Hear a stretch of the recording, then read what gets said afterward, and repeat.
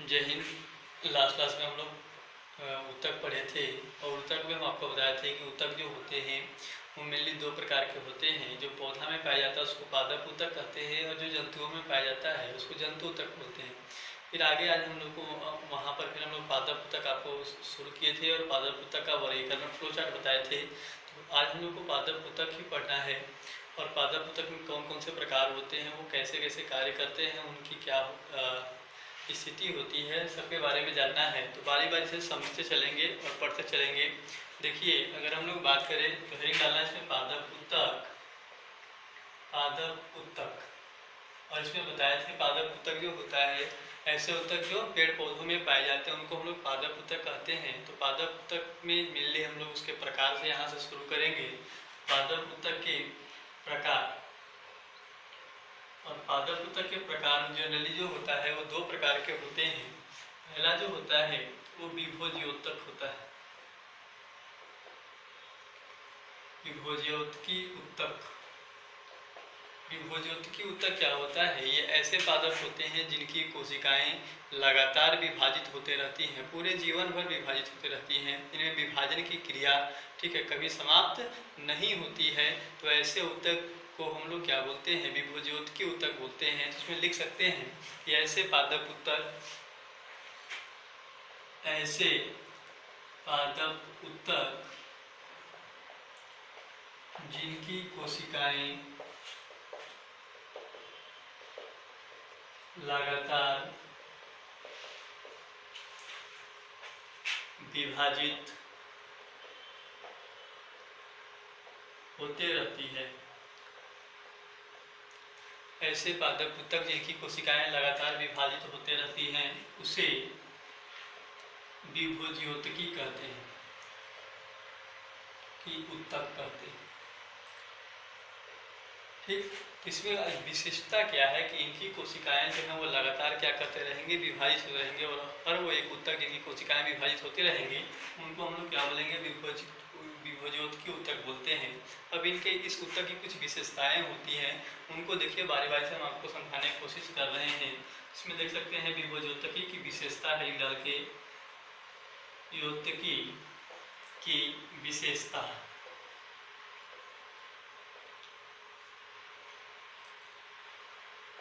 तो पहला जो विशेषता होता है वही विभोज्योतकी का निर्माण। विभोज्योतकी का निर्माण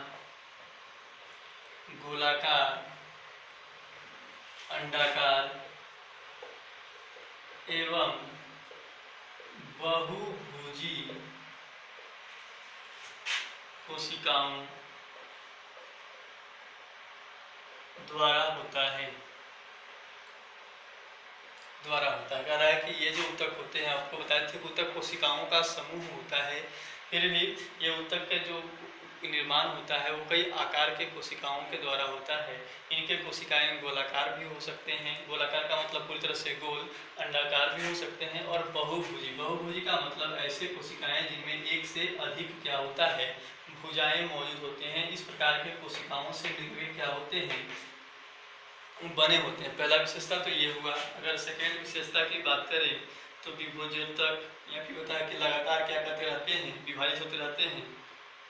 तो लिख सकते हैं इनकी कोशिकाएं, सेकेंड पॉइंट, इनकी कोशिकाएं लगातार विभाजित होती है। कह रहा है कि जो विभोज्योतकी ऊतक है इनकी कोशिकाओं में लगातार क्या होते रहता है? विभाजन होते रहता है। अगर नेक्स्ट पॉइंट की बात करें तो वो क्या होगा? कोशिकाओं के मध्य, थर्ड पॉइंट, कोशिकाओं के मध्य अंतःकोशिकीय स्थान, कोशिकीय स्थान अनुपस्थित होता है। अनुपस्थित होता है। ये क्या है? जनरली अगर हम लोग ये देखें तो ये कोशिका, एक कोशिका, दो कोशिका, तीन कोशिका, और तीनों कोशिकाओं के बीच में यहाँ पर एक खाली स्थान है। तो ये जो गैप कोशिकाओं के बीच में इस प्रकार का जो गैप बन जाता है इस गैप को हम लोग क्या बोलते हैं, अंतःकोशिकीय स्थान कहते हैं। और इस प्रकार का अंतःकोशिकीय स्थान जो होता है वो विभोज्योतक ऊतक की कोशिकाओं में मौजूद नहीं होता है। ये इंपॉर्टेंट लाइन है वो कि अंतःकोशिकीय स्थान क्या होते हैं, अनुपस्थित होते हैं। नेक्स्ट पॉइंट अगर देखें तो कोशिकाओं में क्या होता है, कोशिका में कोशिका द्रव, ये हम लोग पढ़ चुके हैं सेल चैप्टर में। कोशिका में कोशिका द्रव एवं एक बड़ा केंद्रक पाया जाता है, बड़ा केंद्रक पाया जाता है। इनके कोशिका जो होते हैं इनमें क्या होगा, कोशिका द्रव होगा। आपको कोशिका द्रव बताए थे कि अगर ये मान लीजिए ये कोशिका है, कोशिका के बाहरी ये झिल्ली जो है उसको कोशिका झिल्ली कहेंगे, और कोशिका झिल्ली से घिरा हुआ अंदर का ये जो भाग होता है इस भाग को हम लोग कोशिका द्रव कहते हैं। और कोशिका द्रव के बीच में ये जो है इसको क्या बोलेंगे, केंद्रक। इनके कोशिकाओं में क्या होता है, कोशिका द्रव भी होता है और क्या होता है, केंद्रक होता है। फिर हम आपको कोशिका में बताए थे कि पादप कोशिका का एक विशेषता होता है कि उनके कोशिका में रसधानी मौजूद होता है। लेकिन ये ऐसे पादप विभोज्योतकी जो ऊतक के कोशिकाएं होती हैं, ये ऐसे कोशिकाएं होती हैं जिनमें रसधानी मौजूद नहीं होता है। तो ये इंपॉर्टेंट लाइन है। नेक्स्ट पॉइंट लिख सकते हैं, विभोज्योतकी के कोशिकाओं में, विभोज्योतक के कोशिकाओं में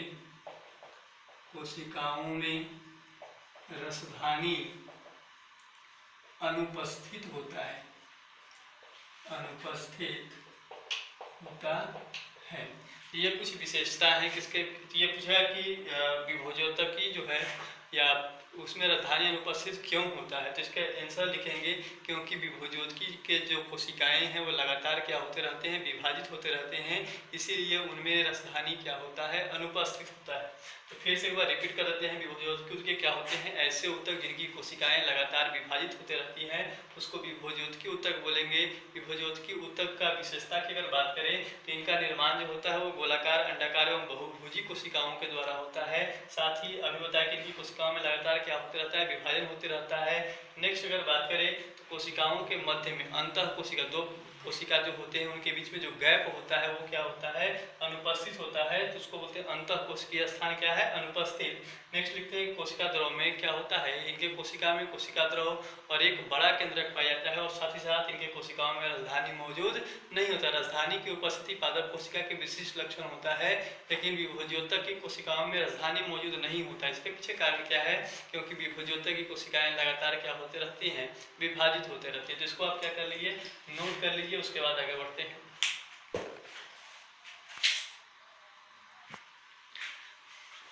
नेक्स्ट जो है वो विभोज्योतकी के प्रकार पढ़ना है, ठीक है। और विभोज्योतक जो होते हैं उनके कई भागों में बांटा गया है, किसके आधार पर, स्थिति के आधार पर कि वो पौधा में कहाँ पर मौजूद है, इसके आधार पर विभोज्योतकी जो होते हैं उनको 3 भागों में बांटते हैं हम लोग। तो हेडिंग डालिए विभोज्योतकी के प्रकार, विभोज्योतकी के प्रकार, एक। और विभोज्योतकी को किसके आधार पर बांटा गया है, स्थिति के आधार पर। तो नीचे लिखेंगे स्थिति के आधार पर विभोज्योतक 3 प्रकार के होते हैं। स्थिति के आधार पर का मतलब होता है कि पौधा में वो कहाँ मौजूद है, इसके आधार पर विभोज्योतक कितने प्रकार के हैं, 3 प्रकार के। पहला जो होता है उसको बोलते हैं शीर्षस्थ, शीर्षस्थ विभोज्योतक। शीर्षस्थ विभोज्योतक क्या होता है, तो जब हम डेफिनेशन लिखवाएंगे उस समय समझाएंगे, पहले टाइप खाली लिख लीजिए। सेकेंड जो होता है उसको बोलते हैं पार्श्व विभोज्योतक, और थर्ड जो होता है उसको बोलते हैं अंतर्वेशी, अंतर्वेशी विभोज्योतक बोलते हैं, विभोज्योतक। ये 3 प्रकार के होते हैं, एपिकल मेरिस्टेमेटिक टिश्यू, ठीक है, लेटरल मेरिस्टेमेटिक टिश्यू और इंटरकैलरी। इसको समझना है तो अगर हम इधर प्लांट बनाएं, ये जो है एक प्लांट मान लीजिए, मान लेना है, ठीक है। इसे ऐसा प्लांट होता नहीं है, लेकिन फिर भी इसको क्या कर लेना है कि मान के चलना है कि ये क्या है, प्लांट है। तो ये मान लेते हैं ये सॉइल वाला पार्ट है, ये सरफेस है। ठीक है, तो सॉइल के नीचे वाला जो भाग होता है इसको हम लोग क्या बोलते हैं, रूट बोलते हैं, जड़। और सॉइल के ऊपर वाला जो भाग होता है इसको हम लोग स्तंभ कहते हैं, तना। ठीक, तो ये जो तना है, तना का ये जो शीर्ष भाग है, ये कौन सा भाग है, शीर्ष भाग। और ये जो यहाँ पर, ठीक है, यहाँ पर देखें वो काफ़ी मुलायम, कोई भी पौधा देखें तो सबसे ऊपर जो होता है टिप पर वो काफ़ी मुलायम होता है। और यहाँ पर ये जो उत्तक होता है, इस उत्तक को हम लोग क्या बोलेंगे, शीर्षस्थ कहेंगे, शीर्षस्थ। तो तना के ऊपरी सिरा पर कौन सा विभोजोतक होता है, शीर्षस्थ। या ये जड़ है तो जड़ का ऊपरी सिरा भी जो होता है, ये भी यहाँ पर जो उत्तक होता है वो भी कौन होगा, शीर्षस्थ होगा। तो शीर्षस्थ अगर यहाँ से हम लोग देखें तो क्या हो सकता है कि ऐसे विभोजोतक जो जड़ एवं तना के कहाँ शीर्ष भागों में पाए जाते हैं, चाहे तो तना के शीर्ष भाग में है या जड़ के शीर्ष भाग में। तो जड़ और तना के शीर्ष भाग में पाए जाने वाले जो विभोजोतक होते हैं उनको हम लोग क्या बोलेंगे, शीर्षस्थ विभोजोतक बोलेंगे। अब देखिए नेक्स्ट है पार्श्व। पार्श्व का मतलब होता है साइड में, बगल। तो ये तना है, तना जो गोलाकार होता है, तो इधर ये वाला जो पोर्शन होता है, बगल वाला जो पोर्शन होता है चारों तरफ से, तो यहाँ पर जो उत्तक होता है उसको हम लोग क्या बोलेंगे, पार्श्व विभोजोतक बोलेंगे। कह सकते हैं कि ऐसे विभोजोतक जो पौधा के कौन से भागों में पाए जाते हैं, पार्श्व भागों में पाए जाते हैं, ऐसे विभोजोतक को हम लोग पार्श्व बोलेंगे। अब इधर जो तना होता है, जो तने से कई प्रकार के क्या होते हैं, ब्रांच बाहर निकलते हैं, पत्तियां बाहर निकलती है, शाखाएं जो होती हैं वो बाहर निकलते हैं। तो ये जहाँ से बाहर निकलती हैं वहाँ पर ये ज्वाइंट होता है इस प्रकार से। और ये जो ज्वाइंट होता है उसको हम लोग बोलते हैं पर्व संधि। क्या बोलते हैं, पर्व संधि बोलते हैं। तो जहाँ से तना निकल रहा है, जहाँ से पत्तियां बाहर निकल रही है, उस स्थान को पर्व संधि बोलते हैं। तो इस स्थान पर जो उत्तक मिलता है, पर्व संधि पर जो उत्तक मिलता है वो कौन होता है, अंतर्वेशी विभोजोतक होता है।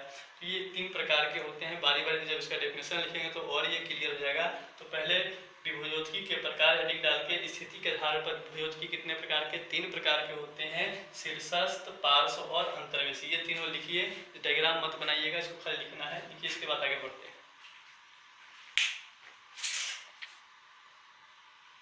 हेडिंग डालेंगे शीर्षस्थ, पहला शीर्षस्थ विभोजोतक।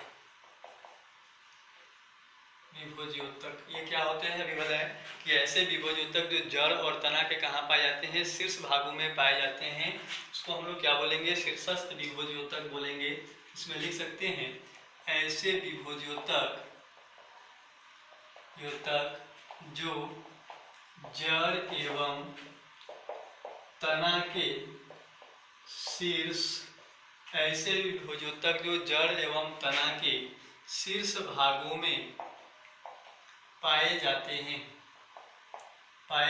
हैं, उसे शीर्षस्थ विभोजोतक कहते हैं। शीर्षस्थ विभोजोतक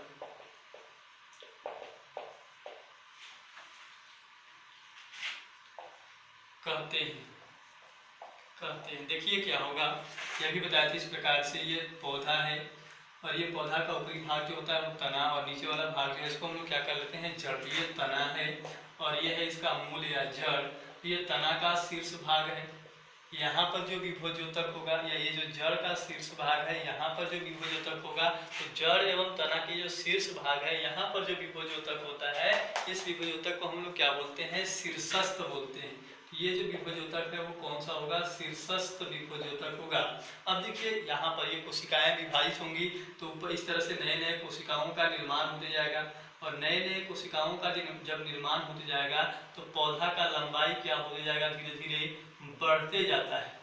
ठीक है, इस प्रकार से पौधा का ऊपर की ओर भी बढ़ेगा, और इस तरह से अगर यहाँ पर विभोजोतक विभाजित हो रहा है तो इस प्रकार से नीचे की ओर भी क्या होगा, इसका लंबाई बढ़ेगा। लेकिन ऊपर ही जो लंबाई होता है वो नीचे की तुलना में काफ़ी अधिक होता है। तो ये कह सकते हैं कि शीर्षस्थ विभोजोतक जो होते हैं वो जब विभाजित होती हैं तो उनके विभाजन होने से पौधा का कौन सा वृद्धि होता है, पौधा के लंबाई में वृद्धि होता है। तो यहीं पर लिख सकते हैं नेक्स्ट पॉइंट, शीर्षस्थ विभोजोतक के क्रियाशीलता, शीर्षस्थ विभोजोतक के क्रियाशीलता के कारण किसका, पौधों के लंबाई में वृद्धि होती है। पौधों का जो लंबाई होता है वो कौन से विभोजोतक के कारण बढ़ता है, शीर्षस्थ विभोजोतक के कारण बढ़ता है, क्योंकि ये पौधा के जड़ और तना के शीर्ष भागों में पाए जाते हैं और ये लगातार क्या होते रहती हैं, विभाजित होते रहते हैं। अगर नेक्स्ट देखें यहाँ पर, तो अगर पौधा के लंबाई में वृद्धि हो रहा है तो उसको हम लोग प्राथमिक वृद्धि कहते हैं। क्या कहते हैं, प्राथमिक वृद्धि। तो इसी में लिख सकते हैं शीर्षस्थ विभोजोतक प्राथमिक वृद्धि में क्या करता है, सहायता करता है। शीर्षस्थ विभोजोतक प्राथमिक वृद्धि में सहायता करता है। एक ही है, दोनों एक ही है। अगर पूछेगा कि पौधा में लंबाई किससे बढ़ता है तो वो शीर्षस्थ विभोजोतक, या उसी को बदल करके पूछेगा कि पौधों में प्राथमिक वृद्धि किसमें कौन से उत्तक के द्वारा होती है। तो अभी बताया कि प्राथमिक वृद्धि का मतलब होता है लंबाई में वृद्धि। तो अगर वो प्राथमिक वृद्धि पूछे तो उसका भी आंसर क्या जाएगा, शीर्षस्थ विभोजोतक के द्वारा होता है। अब देखो, जब अगर हम लोग बात करें कि इसका लंबाई बढ़ रहा है तो इस तरह से ये बढ़ करके यहाँ पर जाएगा। जब ये यहाँ पर जाएगा तो शीर्ष भाग अब ये हो जाएगा, ठीक है, और ये शीर्ष भाग हो गया, और ये नीचे वाला जो भाग है ये पौधा का एक नया भाग हो गया, ठीक है, और शीर्ष भाग ऊपर की ओर शिफ्ट हो गया। तो ये जो पीछे की ओर यहाँ पर ये जो तना, नया तना बन गया, तो ये जो भाग है अब ये यहाँ की कोशिकाएं जो है वो विभाजित नहीं होंगी। तो शीर्षस्थ विभोजोतक के जो ठीक नीचे वाला ये जो पोर्शन है, अब इनकी कोशिकाओं में विभाजन नहीं होगा, और इसको हम लोग क्या बोलेंगे, अस्थायी उत्तक कहेंगे। कहने का मतलब है शीर्षस्थ विभोजोतक विभाजित होते जाएगा और ये धीरे धीरे ऊपर बढ़ते जाएगा और अपने पीछे कोशिकाओं का, उत्तकों का ऐसा ग्रुप छोड़ देगा जिनमें विभाजन नहीं हो रहा है। तो इनको हम लोग क्या बोलेंगे, अस्थायी बोले। तो ये जो अस्थायी है इसका भी निर्माण किसके द्वारा हो रहा है, विभोजोतक के द्वारा। तो नेक्स्ट पॉइंट यहाँ पर लिख सकते हैं कि शीर्षस्थ विभोजोतक अस्थायी उत्तक के निर्माण में भी क्या करता है, सहायता करता है। शीर्षस्थ विभोजोतक अस्थायी उत्तक के निर्माण में, या अस्थायी उत्तक का निर्माण करता है, अस्थायी उत्तक का निर्माण करता है। वो कैसे करता है, तो होता है कि जब विभोजोतक है तो ये विभाजित हो जाएगा और ऊपर की ओर बढ़ते जाएगा, तो अपने पीछे जो नया तना छोड़ रहा है तो उसमें उसका भी निर्माण उत्तकों के द्वारा होगा, और वो जो नीचे की ओर है, जो शीर्षस्थ विभोजोतक के ठीक नीचे मौजूद है, वो अस्थायी उत्तक है, और उन अस्थायी उत्तक का भी जो निर्माण होता है वो उसी विभोजोतक के द्वारा क्या है, हुआ है। तो ये जो है आपका शीर्षस्थ विभोजोतक के बारे में है, इसको आप क्या करिए, नोट कर लीजिए। मन होगा तो डायग्राम बना सकते हैं, ना तो कोई जरूरी नहीं है।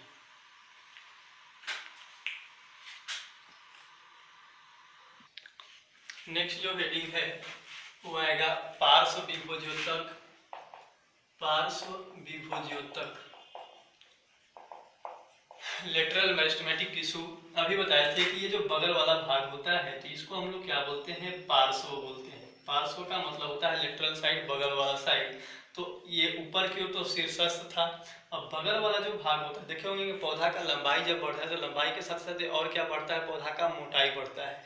तो वो जब बढ़ेगा, कब बढ़ेगा, जब ये कौन सा विभोजोतक विभाजित करेगा, पार्श्व विभोजोतक। तो ये जब विभाजित करता है तो धीरे धीरे इस तरह से पौधा का क्या बढ़ता है, मोटाई बढ़ता है। इधर से भी मोटाई बढ़ेगा, इधर से भी मोटाई बढ़ेगा। तो ये मोटाई बढ़ाने वाला उत्तक है, और ये पौधा के कौन से भागों में पाया जा रहा है, बगल वाले भाग में। तो बगल को हम लोग क्या बोलते हैं, पार्श्व भाग में। तो हम लोग कह सकते हैं कि ऐसे विभोजोतक जो पौधा के कौन से भाग में पाए जाते हैं, पार्श्व भाग में। शीर्ष में पाए जाने वाले को शीर्षस्थ, और बगल में पार्श्व भाग में पाए जाने वाले को हम लोग क्या बोल रहे हैं, पार्श्व विभोजोतक बोलेंगे। और ये जब विभाजित होंगे तो ये इस तरह से विभाजित होगा, उधर उस तरह से विभाजित होगा, तो पौधा का क्या बढ़ेगा, मोटाई बढ़ेगा। तो हम लोग कह सकते हैं कि पौधा के मोटाई में के वृद्धि में जो सहायता करता है वो कौन सा विभोजोतक करता है, पार्श्व विभोजोतक। अभी पता थे लंबाई में, तो लंबाई में कौन कर रहा था, शीर्षस्थ। और अगर पूछे कि पौधा के मोटाई में वृद्धि कौन करता है तो वो कौन सा विभोजोतक होता है, पार्श्व विभोजोतक। यहीं पर लिख सकते हैं ऐसे विभोजोतक, ऐसे विभोजोतक जो पौधा के पार्श्व भागों में ऐसे विभोजोतक जो पौधा के पार्श्व भागों में पाए जाते हैं उसे पार्श्व विभोज्योतक कहते हैं। इसे क्या कहेंगे?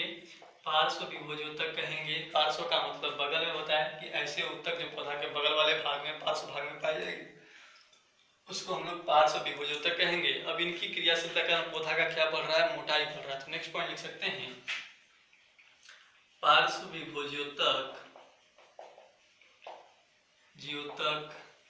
के क्रियाशीलता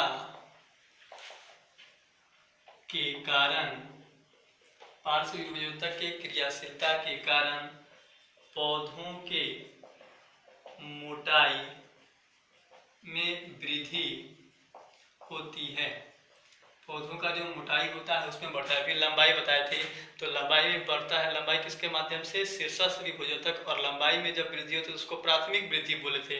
लेकिन ये मोटाई हो रहा है, मोटाई में वृद्धि हो रहा है, और मोटाई में वृद्धि के लिए जिम्मेवार कौन सा होता है? पार्श्व विभोज्योतक। और जब मोटाई में वृद्धि होता है तो उसको द्वितीय वृद्धि कहते हैं। तो नेक्स्ट पॉइंट लिख सकते हैं कि पार्श्व विभोज्योतक द्वितीय वृद्धि में क्या करता है? सहायता करता है। पार्श्व विभोज्योतक, ये इंपॉर्टेंट है, योतक द्वितीय वृद्धि, सेकेंडरी ग्रोथ, वृद्धि में सहायता करता है। क्वेश्चन पूछेगा कि प्राथमिक वृद्धि किससे होता है? तो प्राथमिक वृद्धि जो शीर्षस्थ विभोज्योतक से। या पौधा के लंबाई में वृद्धि किससे होता है? तो शीर्षस्थ विभोज्योतक से। अगर पूछेगा कि पौधा का मोटाई कौन से विभोज्योतक के द्वारा होता है, तो वो पार्श्व के द्वारा होता है। या पौधा में द्वितीय वृद्धि कौन से विभोज्योतक के द्वारा? तो ये होता है पार्श्व के द्वारा। नेक्स्ट पॉइंट लिख सकते हैं, पार्श्व विभोज्योतक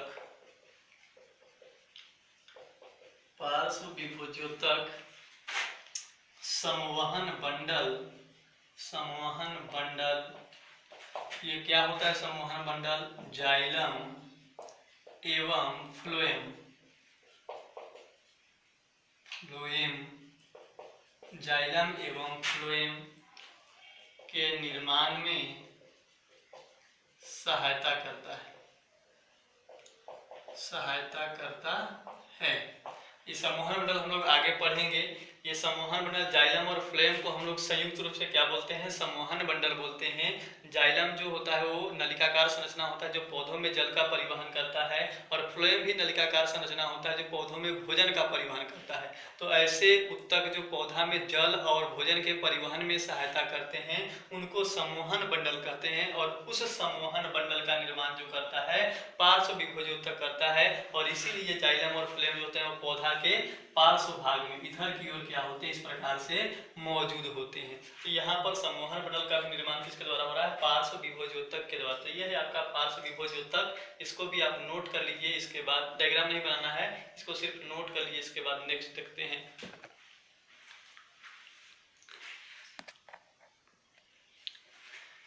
तीसरा का जो आता है वो तीसरा आपका है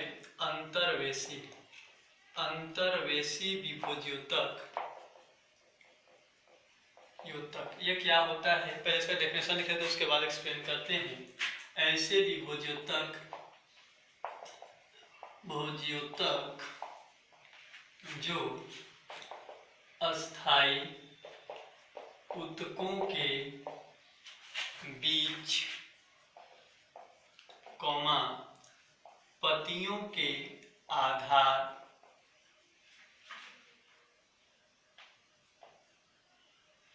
एवं पर्व संधि पर मौजूद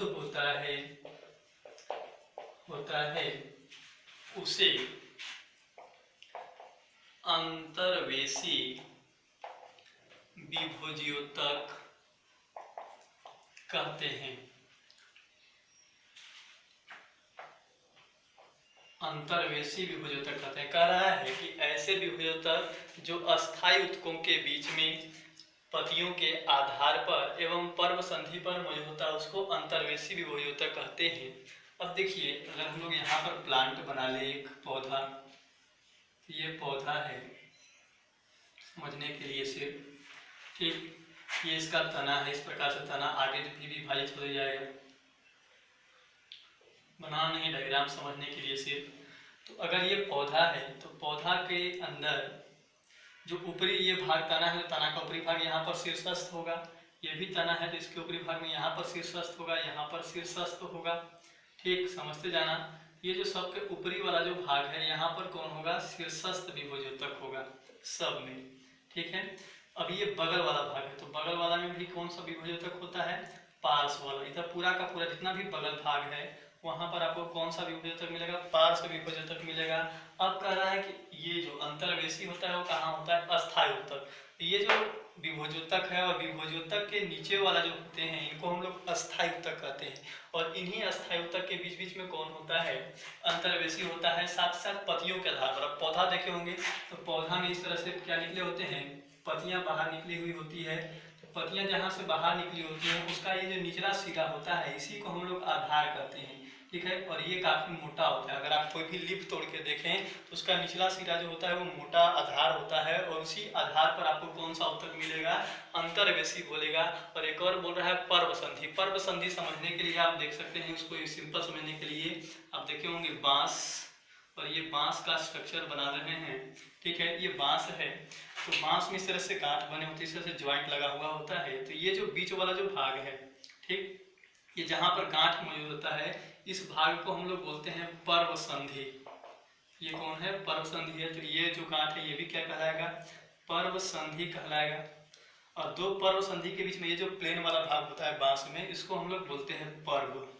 ठीक, तो ये पर्व संधि जो होता है इसको हम लोग ज्वाइंट को बोल रहे हैं। जहाँ जहाँ पर इस तरह से गांठ होता है बांस में, उस ज्वाइंट को हम लोग क्या बोल रहे हैं, पर्व संधि। बांस से समझ में आसानी से आता है इसलिए बांस से समझा रहे हैं। ठीक है, ये सभी प्रकार के पौधों में पाया जाता है लेकिन दिखाई नहीं देता है। तो उसको पहचानने का तरीका क्या है, आप लोग बांस में देखे होंगे कि यहाँ पर ये गांठ लगा होता है, वहीं से उसमें क्या होता है, इस प्रकार से ब्रांच निकला हुआ होता है। चाहे लीफ हो या कोई भी चीज हो बांस में, तो वो इसी स्थान से निकलता है। बीच वाला जो चिकना स्थान होता है वो वहां से नहीं निकलता है। तो यहाँ से क्या है, ये जो भाग यहाँ से ये क्या हो रहा है, पर्व संधि है।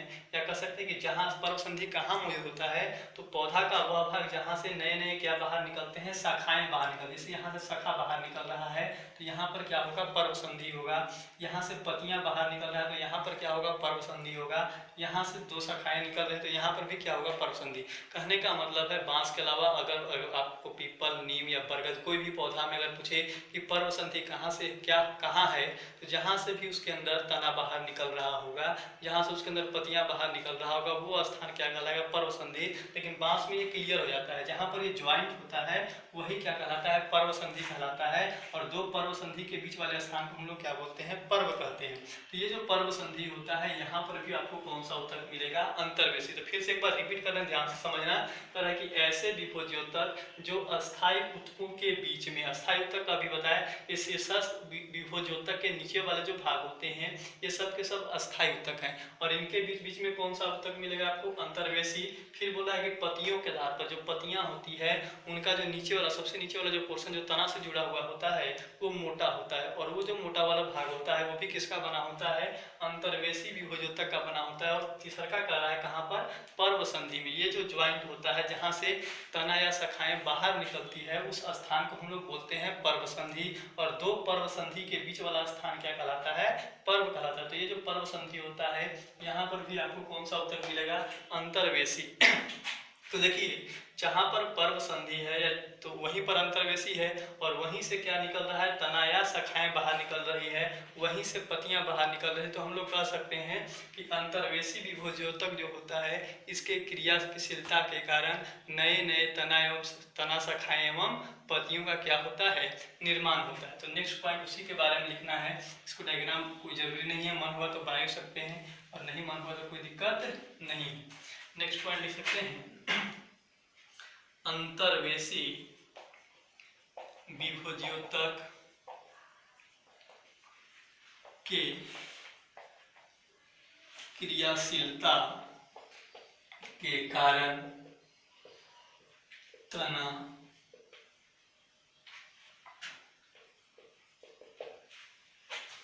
शाखाएं एवं नए नए पत्तियों का निर्माण होता है। हम आपको विभोजोतक बता रहे थे, अभी बताया विभोजोतक ऐसे उत्तक जिनकी कोशिकाएं क्या होती रहती हैं, लगातार विभाजित होती रहती हैं।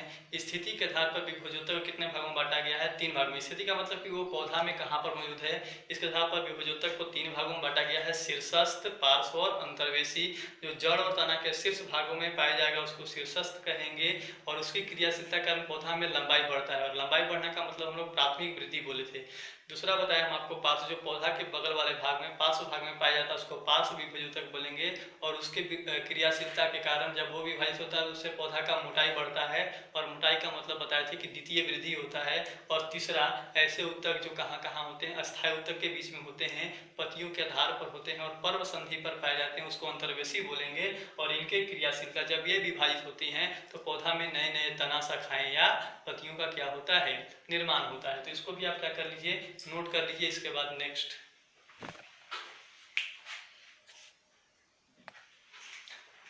अगले क्लास में हम लोग पढ़ेंगे, और बाकी जो है इसके बाद जो चीज़ें हैं वो आगे के क्लास में हम लोग देखेंगे। अस्थायी उत्तक अगले क्लास में पढ़ना है, और अस्थायी उत्तक इसके बाद यहाँ पर इसको नोट कर लेना, बढ़िया से पढ़ लीजिएगा। तब तक के लिए धन्यवाद।